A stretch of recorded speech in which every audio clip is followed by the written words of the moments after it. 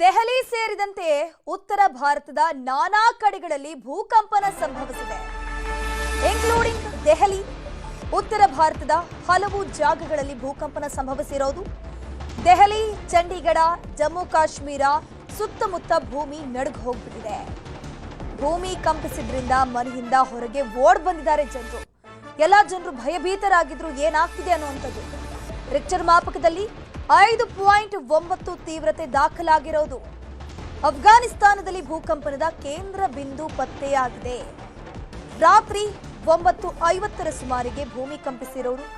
ಕೆಲವರು ಊಟ ಮಾಡುವಂತ ಸಮಯ, ಇನ್ನು ಕೆಲವರು ನಿದ್ರೆಗೆ ಜಾರುವಂತ ಸಮಯ. ಎಲ್ರಿಗೂ ಕೂಡ ಶಾಕ್ ಎದುರಾಗಿತ್ತು. ಭೂಮಿ ಕಂಪಿಸೋಕ್ ಶುರುವಾಯಿತು, ಬಿಲ್ಡಿಂಗ್ ಕಂಪಿಸೋಕ್ ಶುರುವಾಯಿತು. ರಾತ್ರಿ 9:50 ಸುಮಾರಿಗೆ ಉಂಟಾದ ಭೂಕಂಪನವು ನೋಯ್ಡಾ, ಚಂಡೀಗಢ, ಪಂಜಾಬ್, ಅದರ ಜೊತೆಗೆ ಲುಧಿಯಾನ ಪಂಜಾಬ್ನದು, ಹಾಗೆಯೇ ಜಮ್ಮು ಮತ್ತು ಕಾಶ್ಮೀರದ ಪೂಂಚ್, ಶ್ರೀನಗರ ಮತ್ತು ಉಧಂಪುರ ಸೇರಿದಂತೆ ಹಲವಾರು ನಗರಗಳಲ್ಲಿಯೂ ಕೂಡ ಭೂಕಂಪನ ಆಗಿರೋದು ಕಂಡು ಬಂದಿದೆ.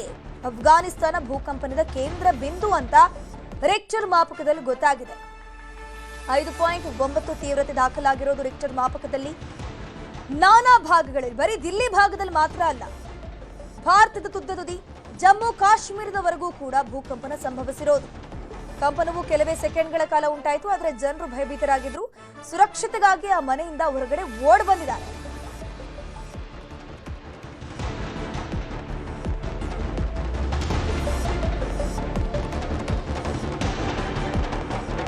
ಇದ್ರ ಬಗ್ಗೆ ಹೆಚ್ಚಿನ ಮಾಹಿತಿ ನೀಡ್ತಾ ಹೋಗ್ತಾರೆ ನಮ್ಮ ಪ್ರತಿನಿಧಿ ಮಂಜೇಗೌಡ. ದೂರವಾಣಿ ಸಂಪರ್ಕದಲ್ಲಿ ಜಾಯ್ನ್ ಆಗಿದ್ರೆ. ಮಂಜೇಗೌಡ್ರೆ, ಈಗ ಎಕ್ಸಾಕ್ಟ್ಲಿ ಎಷ್ಟು ಹೊತ್ತಿಗೆ ಭೂಕಂಪನ ಸಂಭವಿಸಿರೋದು? ಎಕ್ಸಾಕ್ಟ್ ಕೇಂದ್ರ ಬಿಂದು ಯಾವುದು? ಯಾವೆಲ್ಲ ಭಾಗದಲ್ಲಿ ಭೂಕಂಪನ ಆಗಿದೆ?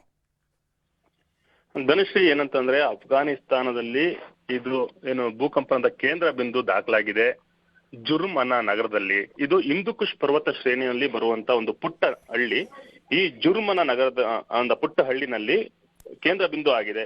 ಈ ಕೇಂದ್ರ ಬಿಂದು ಅಫ್ಘಾನಿಸ್ತಾನದಲ್ಲಿ ಆಗಿದ್ರು ಕೂಡ ಅದರ ತೀವ್ರತೆ ಪಾಕಿಸ್ತಾನ ಮತ್ತು ಭಾರತದ ಮೇಲೆ ಭಾರಿ ಪ್ರಮಾಣದಲ್ಲಿ ಆಗಿದೆ. ಯಾಕೆಂತಂದ್ರೆ ಪಾಕಿಸ್ತಾನದಲ್ಲಿ 6.3 ಪ್ರಮಾಣದಲ್ಲಿ ತೀವ್ರತೆ ಭೂಕಂಪನ ಆಗಿದೆ. ಅದೇ ನಮ್ಮ ನ್ಯಾಷನಲ್ ಕ್ಯಾಪಿಟಲ್ ರೀಜನ್ ಅಂದ್ರೆ ದೆಹಲಿಯ ಸುತ್ತಮುತ್ತ ಏನು ರಾಜ್ಯಗಳಿವೆ ಅಲ್ಲಿ 5.9 ತೀವ್ರತೆಯಲ್ಲಿ ಭೂಕಂಪನ ಆಗಿದೆ. ಅಂದ್ರೆ ಅಫ್ಘಾನಿಸ್ತಾನದಲ್ಲಿ ಆಗಿರುವಂತಹ ಭೂಕಂಪನದ ತೀವ್ರ ಪರಿಣಾಮ ಭಾರತ ಮತ್ತು ಪಾಕಿಸ್ತಾನದ ಮೇಲೆ ಆಗಿದೆ. ಅದರಲ್ಲೂ ಕೂಡ ಈ ದೆಹಲಿ ಸುತ್ತಮುತ್ತ ಏನಿದೆ, ಜಮ್ಮು ಕಾಶ್ಮೀರ, ಪಂಜಾಬ್, ಹರಿಯಾಣ, ಉತ್ತರ ಪ್ರದೇಶ, ಉತ್ತರಾಖಂಡ್, ಈ ಕಡೆ ಪಂಜಾಬ್, ಈ ಪ್ರದೇಶದಲ್ಲಿ ತುಂಬಾ ತೀವ್ರತರವಾದ ಆಗಿದೆ. ಅಂದ್ರೆ 9:50 10 ಗಂಟೆ ಸಮಯದಲ್ಲಿ ಈ ಭೂಕಂಪನ ಸಂಭವಿಸುವಂತದ್ದು.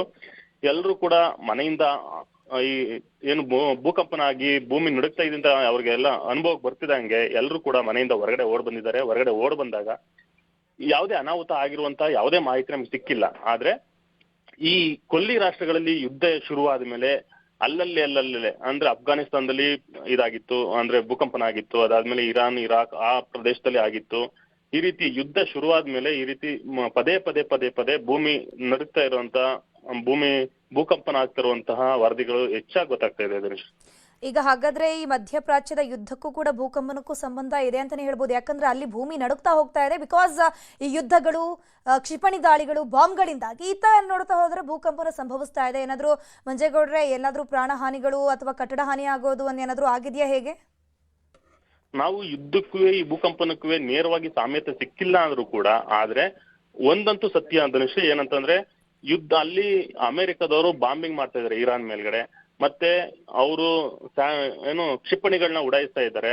ಇದರಿಂದ ಕೂಡ ಭೂಮಿಗೆ ಒತ್ತಡ ಜಾಸ್ತಿ ಆಗೇ ಆಗುತ್ತೆ. ಮತ್ತೆ ಭೂಮಿ ಒಳಗಡೆ ಇರುವಂತಹ ಇದನ್ನ ಅವರು ಕ್ಷಿಪಣಿಗಳನ್ನ ಪ್ರಯೋಗ ಮಾಡ್ತಾ ಇರೋದ್ರಿಂದ, ಭೂಮಿ ಒಳಗಡೆ ಸೀಳ್ಕೊಂಡು ಹೋಗುವಂತ ಕ್ಷಿಪಣಿಗಳನ್ನ ಪ್ರಯೋಗ ಮಾಡ್ತಾ ಇರೋದ್ರಿಂದಲೂ ಕೂಡ ಇರಾನ್ ನಲ್ಲಿ ಸಿಕ್ಕಾಪಟ್ಟೆ ಭೂಮಿ ನಡುಗ್ತಾ ಇರುವಂತದ್ದು, ಆಗಾಗ ಭೂಕಂಪನ ಆಗುವಂತದ್ದು, ಈ ರೀತಿದೆಲ್ಲ ಆಗ್ತಾ ಇದೆ.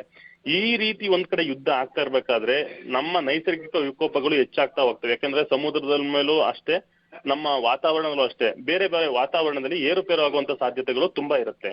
ಹಾಗಾಗಿ ಅಫ್ಘಾನಿಸ್ತಾನದ ಹಿಂದೂಕುಷ್ ಪರ್ವತ ಶ್ರೇಣಿಯಲ್ಲಿ ಆಗಿರುವಂತಹ ಈ ಭೂಕಂಪನಕ್ಕೂ ಯುದ್ಧದ ಇದಕ್ಕೂ ನೇರವಾಗಿ ಸಾಮ್ಯತೆ ಇಲ್ಲದೆ ಇದ್ರು ಕೂಡ ಅದ್ರ ಪರಿಣಾಮ ಇದ್ರ ಮೇಲೆ ಇರಬಹುದು ಅನ್ನೋದನ್ನ ಊಹೆ ಮಾಡಬಹುದು. ಧನುಶ್ರೀ, ಥ್ಯಾಂಕ್ ಯು ಮಂಜೇಗೌಡ್ರೆ ತಮ್ಮೆಲ್ಲ ಮಾಹಿತಿಗಾಗಿ.